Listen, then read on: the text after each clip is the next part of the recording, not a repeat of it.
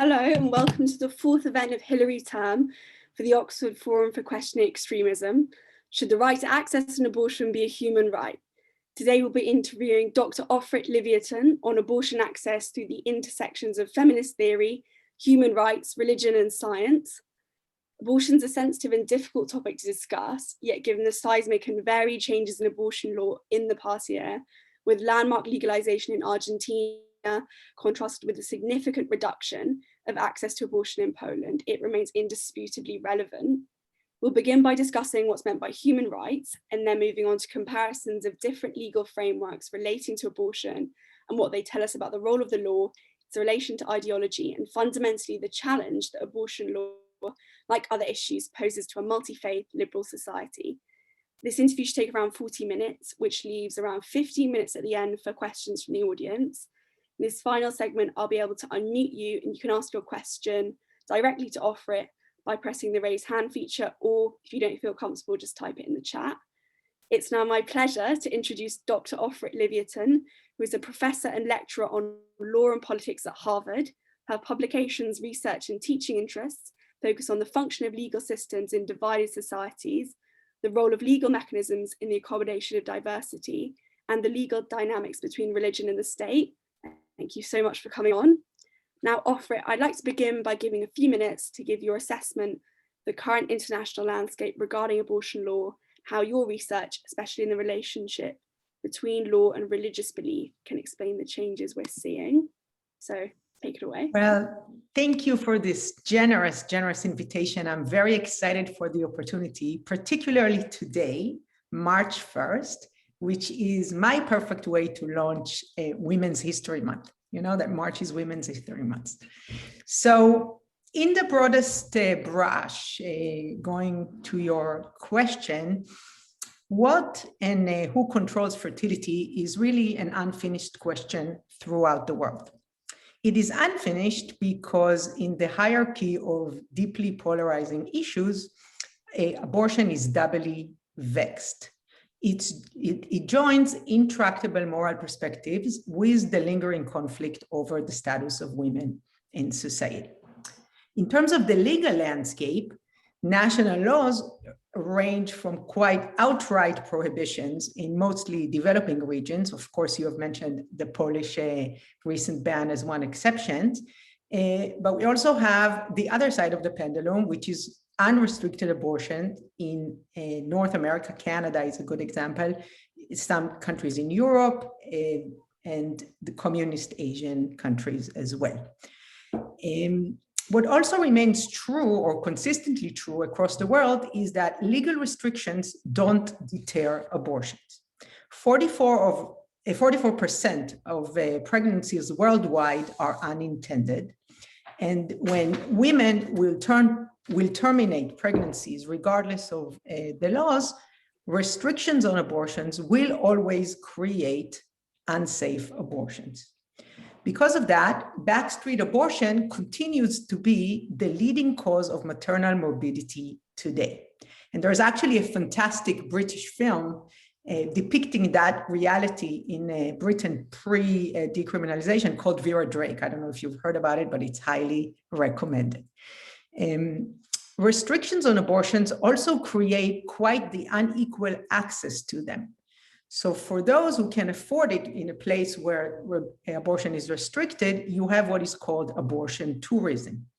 As a pioneer, your country as a pioneer in decriminalizing abortion in the late 1960s was that kind of a tourist destination, especially for women coming across the Irish Sea. And if you look at this week's edition of The Economist, the magazine, it has a piece on the underground abortion network in Poland, the post-ban, and you see abortion pills delivery, abortion tourism to Germany, and so forth. Another reality that characterizes the abortion landscape is that in certain places, the political debate remains quite vocal. And on my side of, in my adopted country, the United States, we are leading the pack in its vocality. The issue of abortion, I think, is quite fascinating, or at least it was fascinating for me in my own socio-legal research, from a comparative perspective, because as socio-legal researchers, among other things, we focus on the gaps between the letter of the law and its practical applications. And in 1973, in the United States, as I'm sure many of you in the audience know, we had the landmark Supreme Court ruling Roe v. Wade that made abortion a constitutional right. Yet, in a perspective of a half century, of the last half century, we see that the gap between the constitutional right to abortion in the United States and the access is quite wide. It is practically impossible to pass a week in the United States without some pro-choice, pro-life clash popping up somewhere in the American public sphere. Now, the American noise makes the relative silence across the Atlantic almost deafening for me. But it was even more eye-opening to see a mirror image of the American legal model delivering in Europe much wider access to abortion, comparatively speaking. So on your side of the Atlantic, we see legal models that remain resilient for 50 years, but are actually phrased quite conservatively, some would say quite outdated, keeping abortion a criminal offense with specific decriminalization exceptions. Yet the access to abortion is far more expensive than in the United States.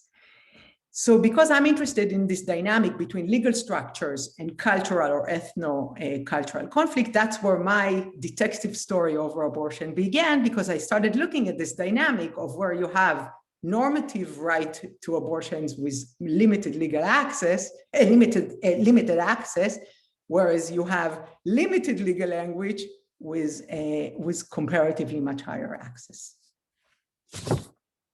Thank you very much for that, Ofrit. So the British Equality and Human Rights Commission defines human rights as basic rights and freedoms that belong to every person in the world from birth until death. They apply regardless of where you're from, what you believe, or how you choose to live your life. They can never be taken away, although they can sometimes be restricted. For example, if a person breaks the law or in the interest of national security. Do you have any objection to this framing, or is there anything you'd say about it in relation to abortion? Well, I'm all for human rights law, but I think that when conflicting moral views are at stake, and when there is little inclination to compromise, the rhetoric of rights hasn't been the most helpful to generate social solutions. But it has been a very effective path to perpetuate and weaponize the social clash. So during the civil rights movement in the United States, activists looked to the American Supreme Court as their champion of rights.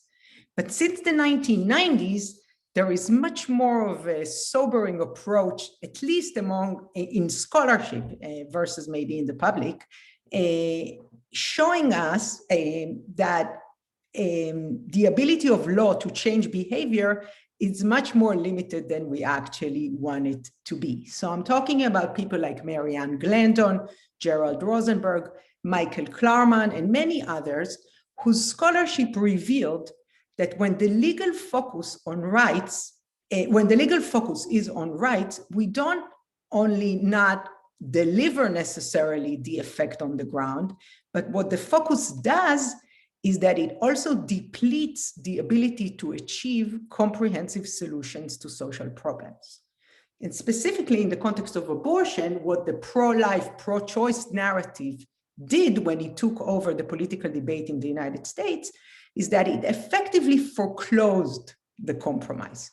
So if you take the recent Guttemacher, the Guttemacher Institute, it's an institute that traces the data on abortion in the United States, even though abortion is a constitutional right since 1973, the policy environment toward abortion is extremely polarized. What do I mean by polarized? 29 of the 50 American states demonstrate hostility to abortion rights in their policies, while 16 states demonstrate support to the right, and 5 exercise some kind of a middle ground in their abortion policy. So this translates in effect to 58% of American women living in states that are outright hostile to abortion rights. Now, what do I mean by hostility? They make it as difficult as possible to access abortion services. You have layers and layers of regulation on abortion clinics that eventually forces these clinics to close. You have states larger than the size of England, for that matter, take Missouri as a good example, where you have one abortion clinic for the entire population. You take states that require multiple trips to a clinic, or they require parental consent when there is a minor. Indiana, Louisiana, Arkansas, these are some examples of the most severe of states with more severe restrictions, but Texas, the two Virginias, Pennsylvania, and others closely follow behind. So this is the restrictive policies on abortion. You have the supportive states taking steps to protect abortion. How do they protect abortion? They put in state constitutions. They guarantee medical coverage. You know, in America, we don't have the NHS type coverage that you guys have. And essentially they mirror the images of the states that are restricting abortions. In these states would be in the West Coast, in the Northeast, actually the two islands, Alaska and Hawaii, Montana. California is leading the pack in its protection to abortion. So essentially this clash of rights is playing on the ground as a tug of war crusade between the two sides, the pro-choice and the abortionists, to find ways to get their policy in laws. So they legislate everything they can, state, federal. They also continually challenges the success of the other side legislatively in courts. They elect, they appoint, they defeat political representatives and justices based on their position on abortion. And sometimes, of course, they protest as well in the streets, and that could lead to violence. So this is what I mean, as a socio-legal scholar, it's not enough to put something in legal terms if you don't deliver it on the ground. Thank you, that was really interesting. Now, coming back over to the UK, Sheldon has argued current British abortion law, in which two doctors need to approve a woman having an abortion, and the process is regarded as exceptional rather than sort of universally legal, replicates the rather Victorian belief of women as overly emotional and unable to make rational decisions about their body. How would this interact with your assessment of British abortion law? So thank you for this. It's actually really interesting for me to speak both to Sheldon and to Sheldon's article that you forward to me, and thank you for that good read. But also because I think it's really interesting that legislatively the issue has come up now during the pandemic again in the UK. So I think it's quite relevant to ask that question.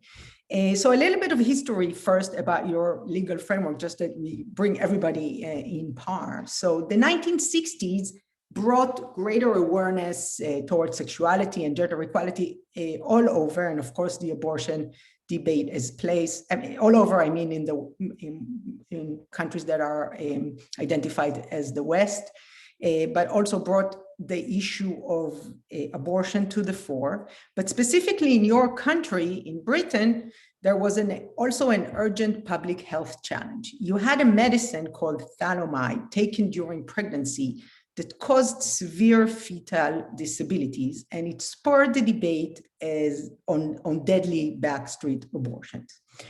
So this health crisis reflected both the political debate in the late 1960s in Britain, as well as the ultimate legal compromise. So your 1967 act that you have alluded to right now is still in force today, and it has no mention of the life choice dichotomy that you see in Roe v. Wade and subsequent legislations and courts decisions in America. Instead, your law is intentionally phrased in what we call medicalized terms. So the decision-making on abortion, like you have said, is allocated to the medical profession rather than to the woman herself. Now, I should say that with every compromise, neither side of your debate was happy about this, okay? Neither found it ideal. But it went through parliament, through your parliament, because enough people find solace in the fact that they're addressing a pressing problem of access at that point in time in your history. The 54, is it now, years perspective tell us two things. First of all, that abortion in Britain today is a routine healthcare procedure. And when you're gazing at it from this side of the Atlantic, it's not a politically controversial matter the way it is here in the United States. But the question remains, and you're right to ask it, because should we reform a law that reflects abortion and make it a human right? Okay, so that's a very valid question to ask. Though abortion providers in the UK, we must say, are not doing that or not pushing for that necessarily, because they have been delivering this service routinely under this archaic legal regime that you guys have. But if we think from a feminist legal perspective or feminist thought, and particularly the need to open our eyes to urgently reform sexist patriarchal structures, this is a very valid question to ask. As activists, though, we need to strategize and we need to pick our battles carefully because we also know what Gerald Rosenberg, that I've already mentioned, with his landmark work in a book called The Hollow Hope. Very, I mean, the title is quite descriptive, I think, or whether courts can bring about social change. That's the book. So we know that legal change doesn't always translate to social change, but it could also awake sleeping dogs, right? And start weaponizing what is currently in your country a back burner politics issue. So how pressing is it to correct and redraft the paternal wording of the UK law? I don't know if you know or if you have followed, but during the pandemic, you have actually delivered a mini revolution in how abortion is accessed in today's United Kingdom. So with in-person healthcare access quite restricted, temporary regulations enabled the at-home medicated abortion. That is, today in the United Kingdom, at the first part of the pregnancy, after a remote consultation with a clinician, abortion pills are posted in the mail and are used at home. The overwhelming majorities during the pandemic were performed in the UK as an at-home medicated abortion. So what you had on Friday is closing a consultation period by your government to asking whether to make this a permanent procedure in the United Kingdom. So it only closed on Friday. We don't know yet the results, but there are a few takeaways that have already been made known. The first one is that UK women, expressed preference for this at-home option. And the reasons they cited why they prefer that is that it's in the private of their own home, the privacy part, the convenience part. You don't have to take time off work. You can actually time it when you want to, efficiency and so forth. The second thing that is known from this is that it was cut costing for the NHS. And it released some of the remaining barriers that the Sheldon piece has been talking about, of the two doctors and other things that you have in your archaic 1967 framework, because now you only need a consultation done by one clinician in a remote setting, not even coming into the clinic anymore. And finally, not only that you have provided a formal access to something that was taking place on the web all the time. So you could get abortion pills on the web, but it's not a formal procedure. Now it's done in the United Kingdom as a formal procedure, that also enabled us to have much more collected data on how good this or how effective this procedure is. And it apparently is quite safe, very safe, and also very easy to do. So there is much more of that. So now the consultation is it's just closed, as I said, on Friday. I don't know if you'll be looking, but I'm definitely going to be looking to what happens at the end of that. But I think the case for easier access is quite strong in that situation. But I do want to say that part of your kingdom, across the Irish Sea in Northern Ireland, the issue there is a little different, because there it's back on the legislative agenda of the Stormont. That's their parliament, their devolved parliament. Because I'm not sure everybody knows, but the national conflict there in the 20th century, the Troubles, created a situation where the 1967 Act originally did not apply in Northern Ireland. So what you had there is, of course, abortion tourism to London. I don't know if you watched Dairy Girls, but if you did, it's actually alluded to that, I think even in the first episode. But what you see today is that the recent developments in Northern Ireland echo the tug-of-war clashes that you hear in the United States. So 2.5 years ago, Stormont collapsed, the devolved government in Northern Ireland collapsed, and it offered an activist, a British activist, a way to a kind of a unique legal window, because what happened was that abortion was legalized by Westminster, because that was the government that was handling Northern Ireland during the collapse of Stormont. But now when Stormont is back they're back and they're working, there is a legislative initiative to curb abortion in Northern Ireland, and the debate is framed around the rights rhetoric that you hear in the United States.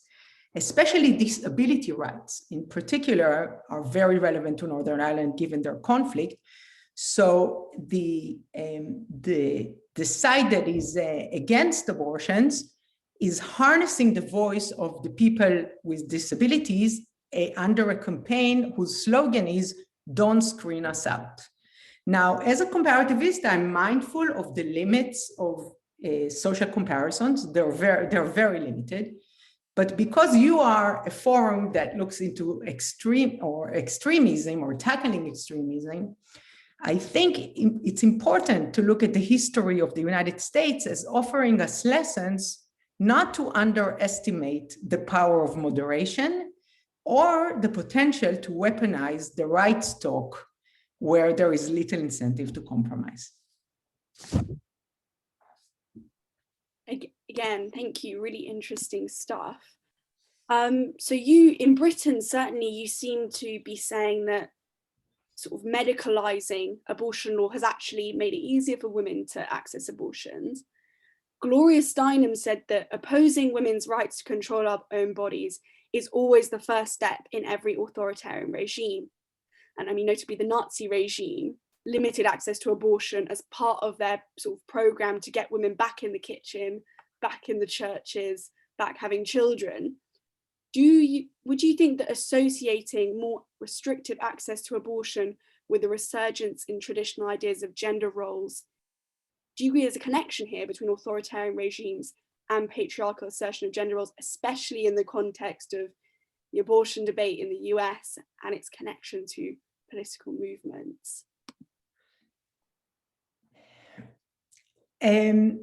Of course, there is a connection between, I mean, the control, as I said at the beginning, the control on the woman's body is a continuing debate. It's a continuing battle. The status of women in society is a lingering battle in society. But the question is here, I think, is also access. If we know that a woman, 1 in 4 women, will need abortion in her lifetime, and that's I'm quoting Guttamacher's Institute's data here. So that's so 1 in 4 women will need an abortion in her lifetime, And restrictions on abortions do not deter women. We know that as well. Do not deter women from having to undergo this procedure.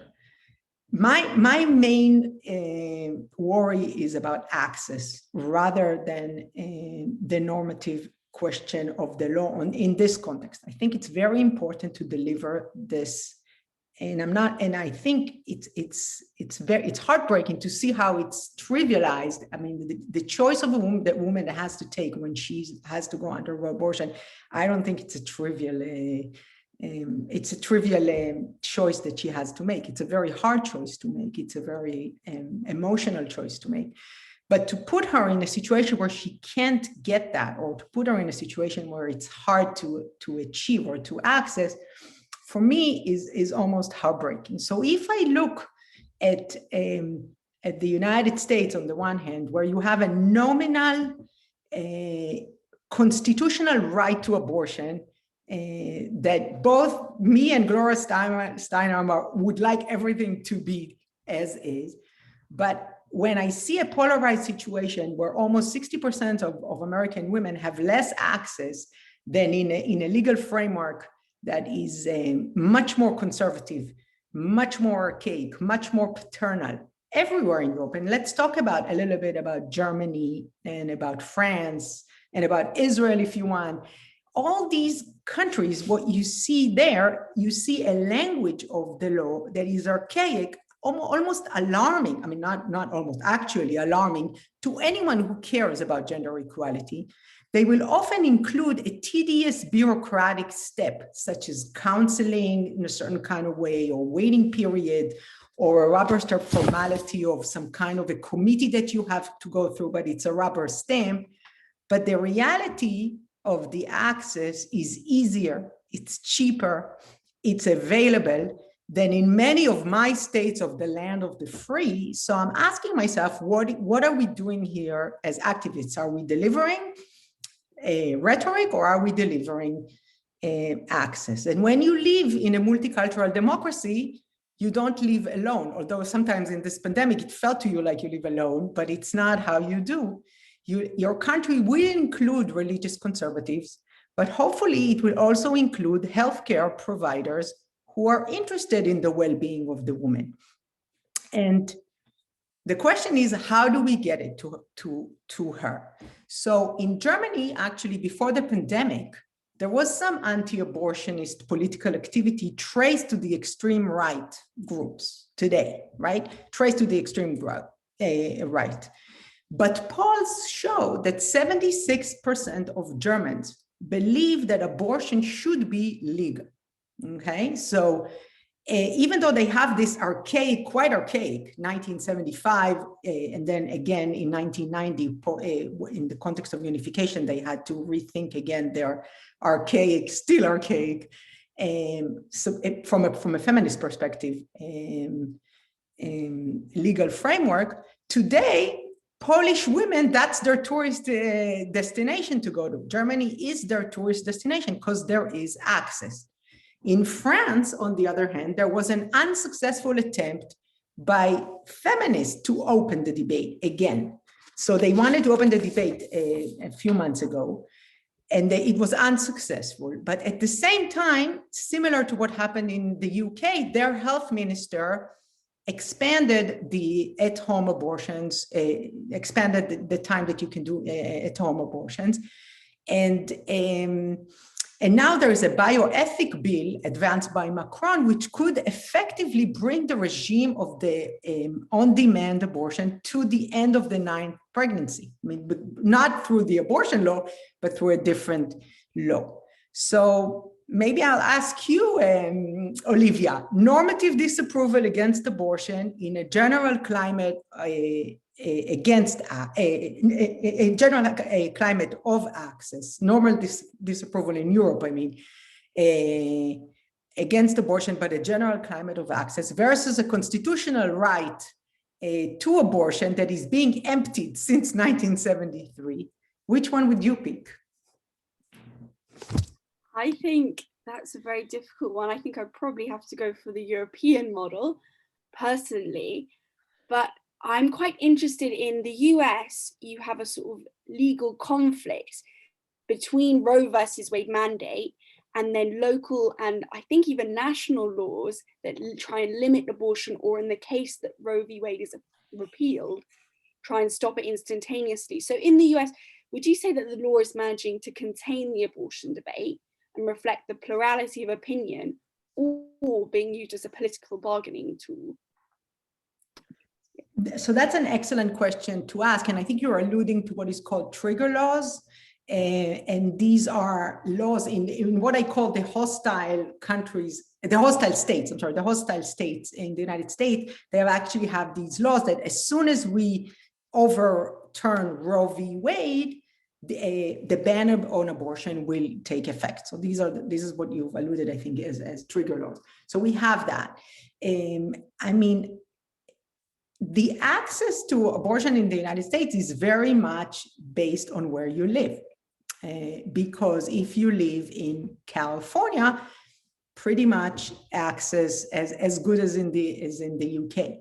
But if you live in Kentucky or if you live in Missouri, it's very, very difficult to get an abortion. And it's also very costly for you to get one. You also see the politics in the United States taking place, quite polarized on this issue. So if we look at the recent elections in the United States, so during the Trump administration, of course, finally he managed to, in the interest of anti-abortionists, to get the court to be a 6-3, potentially a 6-3 decision to overturn Roe v. Wade, that has been the constitutional right to abortion since 1973 because of the recent appointees that he put in office. So I think it's going to be, I don't know what's going to happen. You know, it's very hard to predict the future. And that was Niels Bohr's, not me. I'm standing on his shoulder with that quote. But it's going to be very interesting to see what Chief Justice Roberts is now going to do, because that's his court, and his court has changed. And they will not. And sooner or later, the question of whether to uphold Roe will come to that court. That was the reason why Justice Amy Coney Barrett was appointed for the court, because there is a belief that she may vote differently than Roe. But it's going to be interesting to see how he navigates that, because I think Justice Roberts really knows, or knows really well, I should say, that public opinion in the United States remained quite stagnant on the question of abortion over the past few decades. You have 60% of the population in the United States thinking that abortion should be legal in most cases, and you have 40% who think that abortion should be illegal in most cases.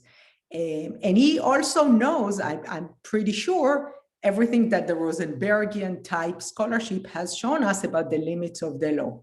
So part of the Biden administration, during the Biden elections, there was a talk about packing the courts. I don't know if you've heard about that a little bit across the Atlantic, but there was a question: should we pack the courts? Should we have more judges? Because judges can be potentially the Biden-Harris administration can decide to add more justices to the court that would actually neutralize the ability to overturn Roe v. Wade. Now, I think Justice Roberts may not want to be the first Chief Justice whose courts have been packed by justices because of a political decision. So it's going to be interesting to see how he, as the Chief Justice, whose name is going to be the legacy of this time in history, would actually approach the court. But to your question, I mean, if 60%, almost 60% of American women live in a situation where abortion policies in their states are restricting their access to something they will need, at least 1 in 4 of them during their lifetime, I find this a problematic situation. Just from looking at the chat, Dane's made an important point about abortion affecting non-binary and trans people, and so we'd like to acknowledge this within our conversation. And thank you for that. Yeah. And moving on, something I found really interesting in your research is you said that one of the challenges involved in German reunification when the Berlin Wall came down was agreeing on abortion law. So the communist East provided abortion on demand, whilst the capitalist West had a hierarchical system that sort of had the life of the mother and the life of the fetus and weighed them up. So given a clear link here between abortion law and ideology, do you think that the different framing of abortion laws in Western Europe and the US reflect cultural or ideological differences? And perhaps you can relate this to the differences in consultation processes. Yes, so I mean, I think the entire debate has started in trying to solve a problem that was clearly a problem around the world. At the same time, I mean, given other social issues that have come about. And I think the German case is a very interesting case, as you said, because it rightly mirrors what happened in the United States around the same time. So the German court had to deal in 1975 with the question of abortion. They have a different constitutional system than the United States. So it's not, it wasn't a Roe v. Wade type decision, but a bill that was advancing the Bundestag to decriminalize abortion, and was brought to the Constitutional Court to see whether it is a constitutional, whether the reform is constitutional or not. And what happened in the Bundestag at that point in 1975 was that the Bundestag talked about German history and its two world wars, and actually said that we have, I mean, I don't read German, but I've read a translation for that, actually said, we have killed enough people and we should put we should protect life. The duty of the state is to protect life, even against the mother, okay, to protect the life of the unborn, even against their mother. However, because this is a pressing problem and we have to find ways, that's where the court created 4 exceptions to criminalizing abortion. But what they did, because they are a constitutional court that can do that, because it sends a recommendation to the Bundestag, they also told them, the Bundestag, don't only legislate this abortion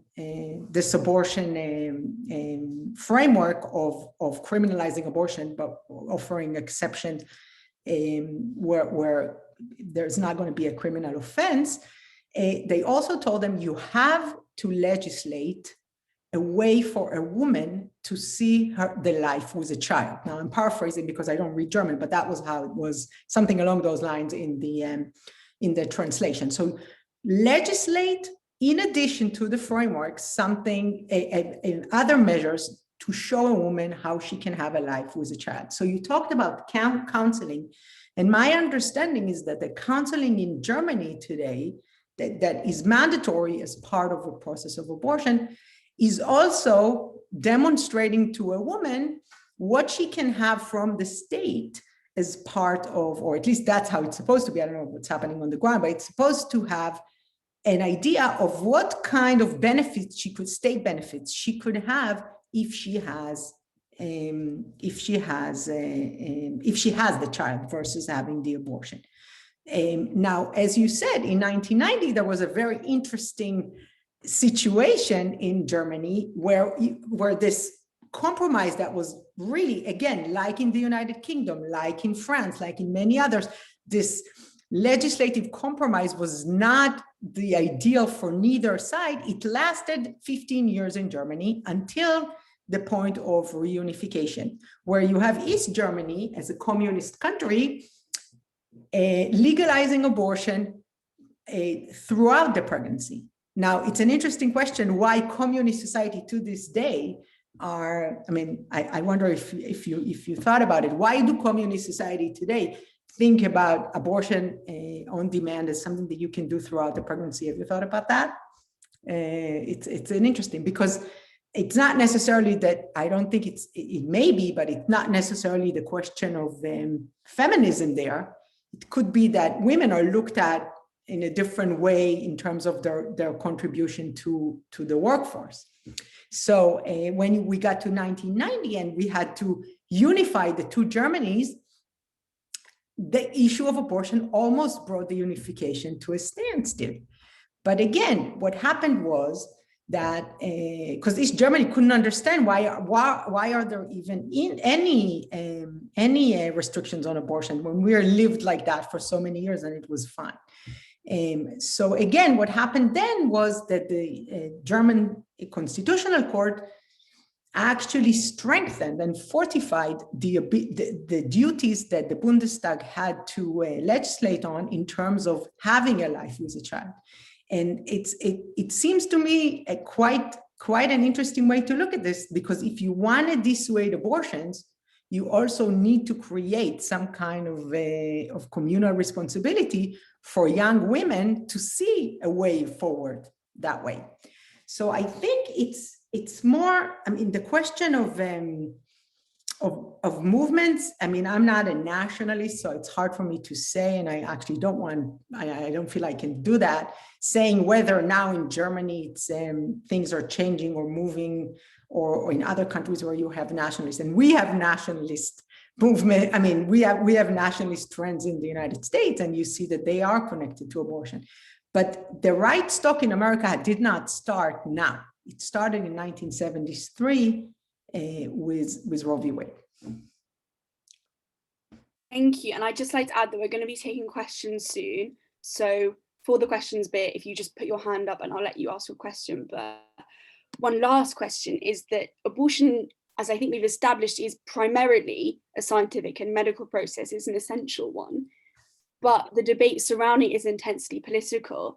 In regards to this, do you feel like we've moved into a dangerous territory where science has become political? And feel free here to move away from abortion, because I know we can't really escape the fact that this is very relevant to our current situation with COVID. So. Yes. So that's an excellent question. And, you know, I think science, I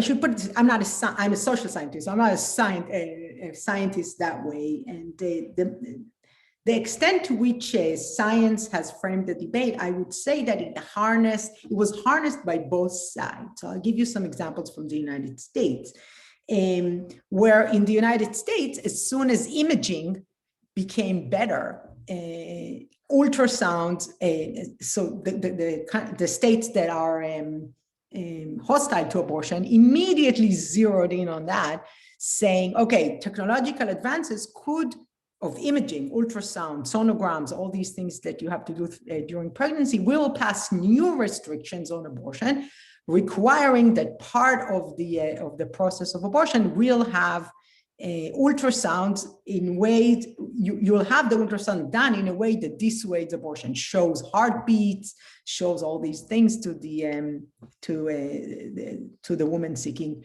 abortion. So on the one hand, it was harnessed that way to restrict abortions, but of course advances in abortion procedures helped the other side of the clash, or were harnessed by the other side of the clash.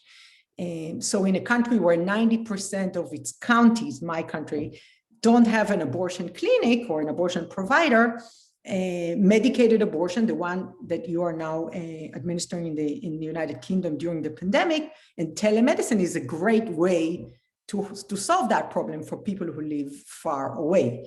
But of course, as part of the tug of war that I have explained to you, we're also meeting attempts to restrict telemedicine and restrict medication abortion in states that are hostile to that. Of course, advances in contraceptives also help prevent abortions in the first place. So that's also a way that you can harness science either way. So I think the debate, science, you know, we are people performing science, right? And as people, we are political creatures, and I think it's very hard to think that science is not part, or politicizing science is not part of this issue. Thank you very much. And now, if anyone would like to ask a question, just raise your hand, and I'll let you speak. So, okay, people have raised their hands. Okay, go for it. Hear me? Yeah. Fantastic. Thank you so much, Ofrit. It's been an illuminating and informative discussion so far. My question is more focused, less perhaps on the abortion debate, but more as your expertise between the dynamics between religion and state. And my question is, do you think, given the legal and moral framing of the two most dominant religions in the world, Christianity and Islam, that the conflicts between secular law and religious views are permanent? Or will religious laws tend to reform with the end of finding consistency with secular malleable rulings? So first of all, I can't see your name. So who am I talking to? You're talking to Freddie. Oh, Freddie. So thank you very much for your question. It's a very vexed question that you're asking. And in multicultural societies, it's a very timely question as well to ask. I think that we are, I mean, again, I'm speaking as socio-legal scholars. Laws are a social construction and they are a strategy. And I think if you look at what laws can do, broadly speaking, we can talk about two types of function for a law in a multicultural society. One is an integrative function. It's to settle disputes, to bring order, to bring society to move from its conflicts. And that is one approach. You can call it the integrative approach. Another way to look at law is a transformative approach. And that is to put something in law to change society. Okay, so we put something in law and we hope to change. The question is, can law change culture? What is the impact of putting something as a legal framework in terms of its ability to impact the ground? And here is where socio-legal scholarship shows you that ability is limited. So limited, though, can be harnessed as well into getting what some kind of progress. So, I mean, I'm actually alluding to a sociological framework that was coined by a British sociologist named Anthony Giddens, if any of you have heard of him, but it's called the structuration theory. So we have a structure, we live in structures, they constrain us, we have laws, they constrain us, separation of church and state, whatever you want to put there. But we are also agent in that structure and we can slowly change it. The question is, do we change it? If we change it too much, where are we going with this? So I think it's your question, Freddie, is quite contextualized for every country, but knowing that we are living in structure, in social structures and in agents, we can change them. Maybe you want to think about your specific country or your specific context and how are you bringing it to reflect a better equilibrium in terms of religion and state relationship. Did I answer? Thank you. That was really comprehensive.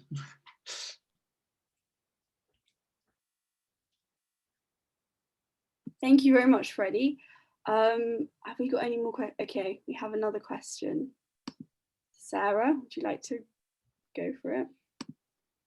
Hi, thank you, Olivia, and good evening, Dr. Liviatan, a very interesting talk. I have a couple of questions, and they're both connected to the COVID context.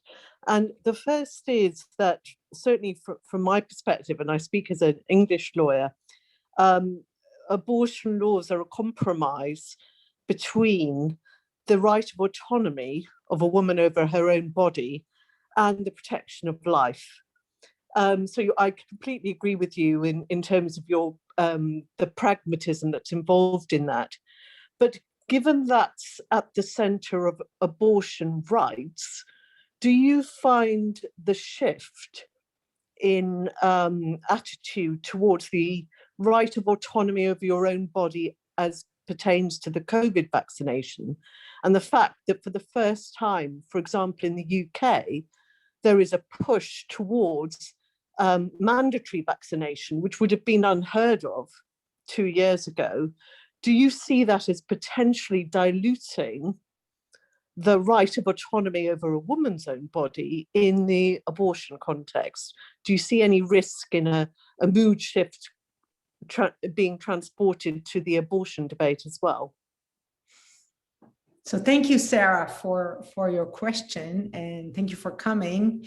You know, it's very hard for me to say, had we had this talk only a year ago, nothing of what I've said today about what happened in the mini revolution in the UK about the at-home abortion, I would have known. So it's really hard to say what the post-pandemic world will look like, or what are the kind of challenges we're going to face as women, as societies, as feminists, whoever, or a lawyer like you, post-pandemic. I mean, it really is interesting to see. But I think, I mean, I feel like I'm the watchdog of access, and that's the most important thing for me. I think that creating a situation where you have a legal right to an abortion, but you make a woman travel distances, you stigmatize her, you do all these, you put tedious effects on her in order to get that, is really troubling to me. It's quite heartbreaking. So I am, and trust me, I mean, I feel a very proud feminist in that way, but I feel I have to pick my battles.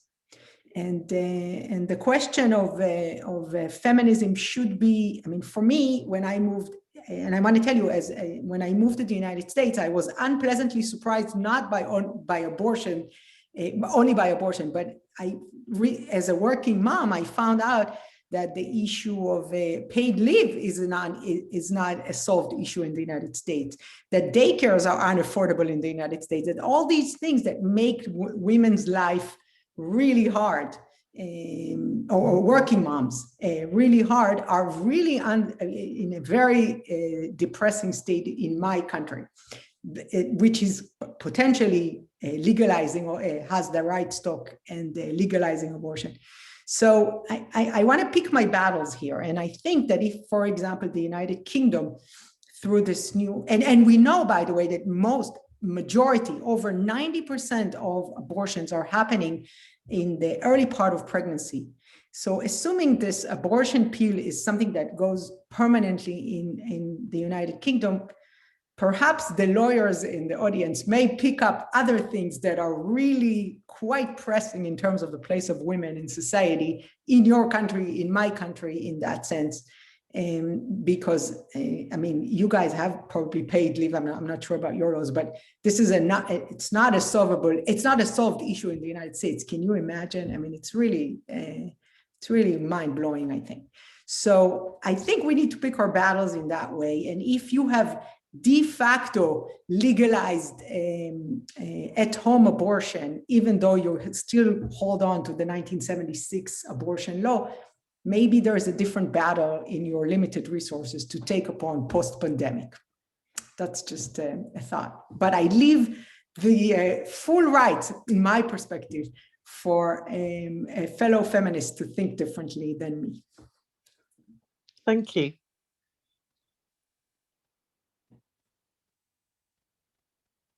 Have we got any more questions?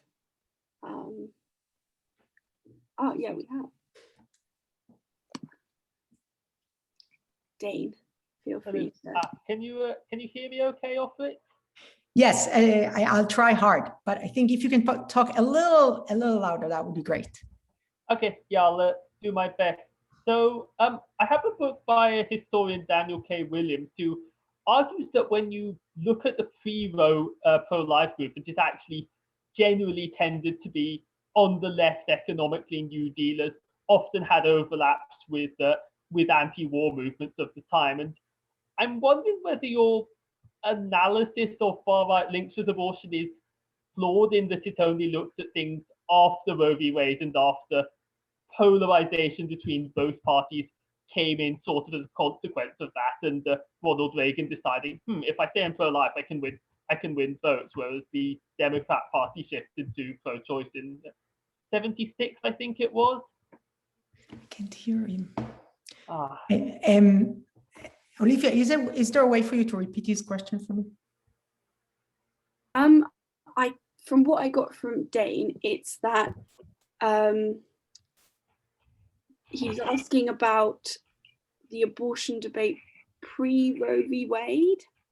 Yeah, Okay. basically, I have a book by a historian, Daniel K. Williams, which was arguing that pre-Roe pro-lifers generally tended to be on the left other than possibly some social issues, and I'm wondering what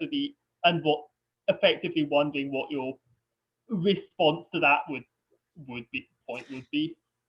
Yes, so I mean, it's a very interesting question, and I think there is not a clear cut on this, but Linda Greenhouse wrote a lot about that, and I think there's a new book that I just saw by Mary Ziegler on this issue, looking at pre versus post Roe v. Wade. And I think even the late Justice Ruth Bader Ginsburg, who was not on the court at that point, has actually published on that as well. So it's going to be maybe interesting for you, Dane, to kind of look through this.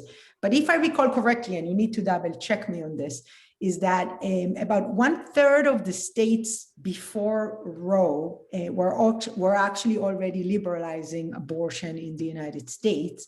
So there is this question, and it's open for debate, is whether law halted this or not, effectively brought this issue of liberalizing, and what would have happened had Roe not been decided at that point in time. Would the United States legalize the process incrementally by the states going forward? Is that what you asked me, Dane? Yeah, I think to a degree. Yes. I think the actual history is quite convoluted and messy, and right. These are the only other issue that's potentially driven American politics more than this is that would be the systemic racism in the US. Right. So, but I think, I mean, it's kind of whether or not is good questions for historians, I think, and it may be interesting. I know Olivia is doing history, so it's a nice historical question. The question is, I think, more for a social scientist like myself who thinks about the application of that, is not whether we could have, but this is the situation on the ground today. So how are we depoliticizing the debate, the rights talk that is now dominating the United States? How are we depoliticizing it to make it a place where we won't have almost 60% of American women having to go through a process where it's so hard to get an abortion, something that is routine healthcare in other countries around the world? Thank you so much, Ofrit. I'm just going to do one last question from John. Go for it, John. Thank you, Dr. Ofrit, for the very interesting overview. And you mentioned a couple of countries. You were talking about Poland and Ireland and women traveling to other countries. I'm wondering whether you see a tendency for countries to become more aggressive in policing this, for example, in Poland, and what kind of sanctions are being meted out both to women who go for abortions, and you mentioned Vera Drake and abortionists who are performing these acts illegally, and whether you see a tendency for this to be softening or hardening, and how you read that. Yes, so that's an excellent question, John. And it's kind of nice to finish with that as well, because I think one of the things we've learned is that regardless that the limitation of law and its implementation through enforcement as well, women will continue to have abortions regardless of what the letter of the law will say. And today, with the globalization and with the abortion pills, we actually have access to a post, you can mail it. Now in Europe, I know Brexit is a tough issue in the UK, but in Europe, you can actually move around. So Germany became this place where people from Poland can actually go. There is a whole network about that happening right now. So do we want our laws to matter is a question I ask myself as a socio-legal scholar. And if we want them to matter, what are we creating in them to settle this dispute where we know that restrictions will not inhibit women seeking abortions? They are going to continue that. And I think I've mentioned Vera Drake, but the last scene, if I can take that film, the last scene shows that she's going to jail because she performed a backstreet abortion, and she meets these women in jail, and she's petrified by going into jail. And these women tell her,